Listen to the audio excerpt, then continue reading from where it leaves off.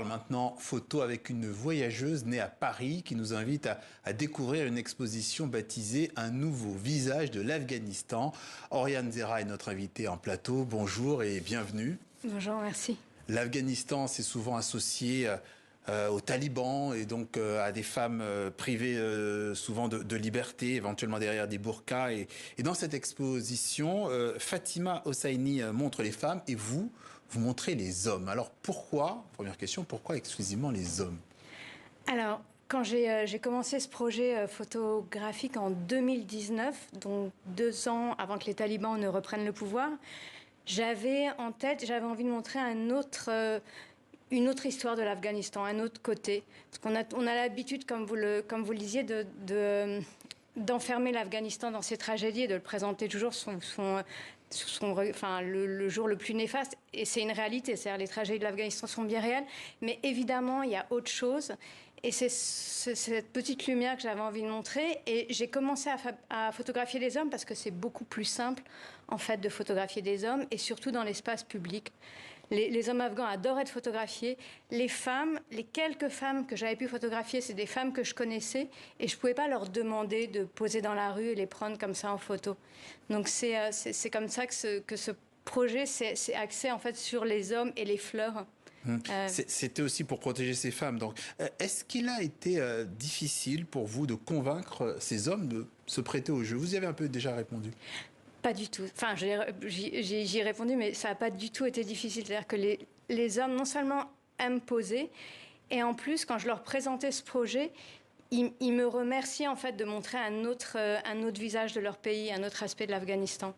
Parce qu'ils étaient aussi conscients, effectivement, de cette image et qu'il fallait la déconstruire, la remodeler peut-être. Oui, puis c'était aussi montrer une réalité. C'est-à-dire, j'ai absolument rien inventé. Cet amour que les Afghans portent aux fleurs, c'est pas quelque chose que j'ai créé. C'est une réalité sur laquelle je me suis concentrée, sur laquelle qui est devenue même obsédante pour ce travail, obsessionnel. Mais c'est une des réalités. C'est-à-dire, il y a un amour. C'est une culture. Enfin, c'est quelque chose qui appartient à la culture afghane. Donc j'avais touché aussi à quelque chose de profondément lié au pays. Et donc ça a été assez facile. Vu d'Europe, quand on voit ces fleurs, on a peut-être tendance à penser que c'est une image qui veut un peu qu'on veut adoucir. C'est très féminin. Est-ce que c'est associé de la même manière en Afghanistan, les fleurs et les hommes? Non, et c'est pour ça que c'était intéressant aussi ce projet. Donc on associe toujours la fleur au féminin en Occident. Et on a l'image de cet homme afghan, l'archétype du guerrier. Et en fait, associer comme ça la douceur de la fleur à cet homme, dans une beauté brute, c'était... en fait, c'était pas antinomique. Ce qui peut l'être chez nous, en fait, ne l'est pas en Afghanistan. Les fleurs ne sont pas forcément associées aux femmes. Les hommes portent des fleurs derrière l'oreille dans le sud du pays. Alors là, on voit on a vu une photo d'un... Alors, les soldats de l'armée afghane, aussi bien que les talibans, et je dis absolument pas ça pour adoucir le régime, mais mettre des fleurs sur leurs armes, ce qui, encore une fois, est quelque chose qui nous paraît totalement... Là, ce n'est pas un geste politique, par exemple. Non, c'est pas un geste politique. En fait, c'est une réalité. C'est-à-dire qu'ils mettent des fleurs. Et moi, ça a été une vraie question pour moi de prendre cette photo en particulier, de savoir si oui ou non j'allais prendre un taliban avec une fleur. J'avais pris des soldats de l'armée afghane avec des fleurs qui en mettaient aussi sur leurs armes et sur les checkposts.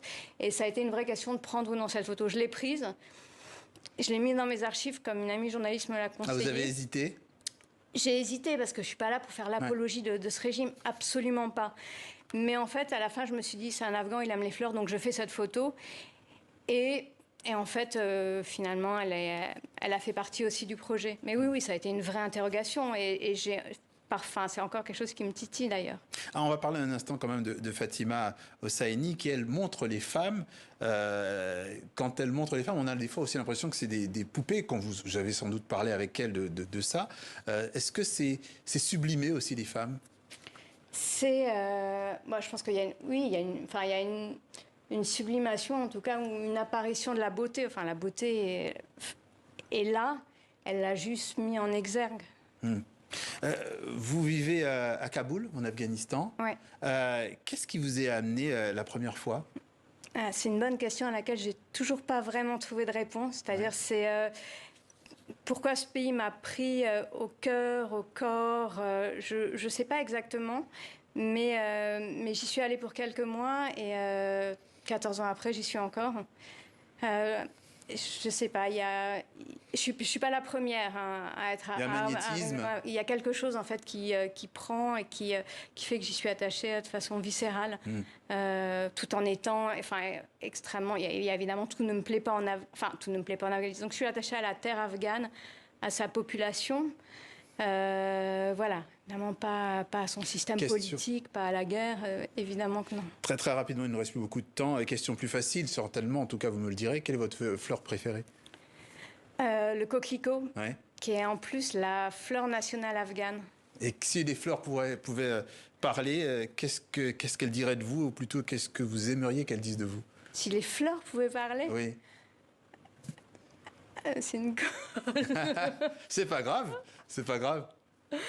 Non, mais je sais pas si elles. Enfin, disons que ceux qui posaient avec les fleurs me remerciaient. Moi, j'espère que les fleurs étaient ravies en fait qu'on pose avec elles aussi et qu'on les associe, voilà, à ce pays. La photographe Oriane Zera, vous avez répondu, était notre invité en plateau. On rappelle donc l'exposition Un nouveau visage de l'Afghanistan visible à Grasse en France au musée Fragonard. Merci d'être passé par le journal de TV5.